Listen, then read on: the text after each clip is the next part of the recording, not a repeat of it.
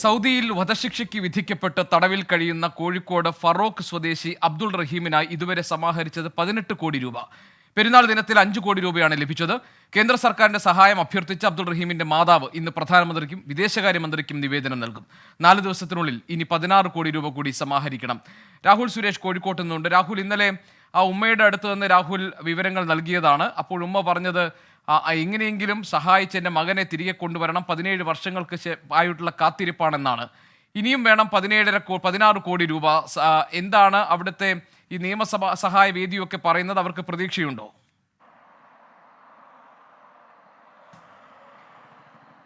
ഗോപി, അബ്ദുറഹീമിന്റെ കുടുംബം വലിയ പ്രതീക്ഷയിൽ തന്നെയാണ്.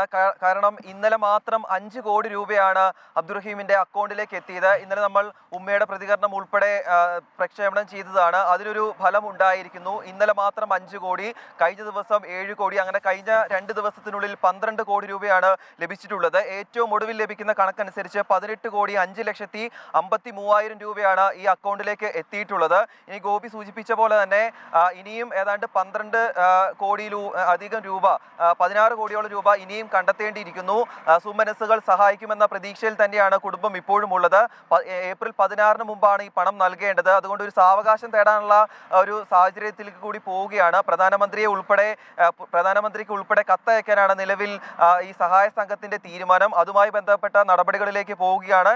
എന്താണെങ്കിലും 16-ാം തീയതിക്ക് മുമ്പ് ഈ 34 കോടി രൂപയും കണ്ടെത്താമെന്ന പ്രതീക്ഷയിൽ തന്നെയാണ്. വലിയ പ്രതീക്ഷയിൽ തന്നെയാണ് ആ കുടുംബം ഉള്ളത്. ഏതായാലും അതുപോലെ തന്നെ നടക്കുമെന്ന് നമുക്ക് പ്രതീക്ഷിക്കാം. രാഹുൽ സുരേഷാണ് വിവരങ്ങൾ നൽകിയത് കോഴിക്കോട് നിന്ന്.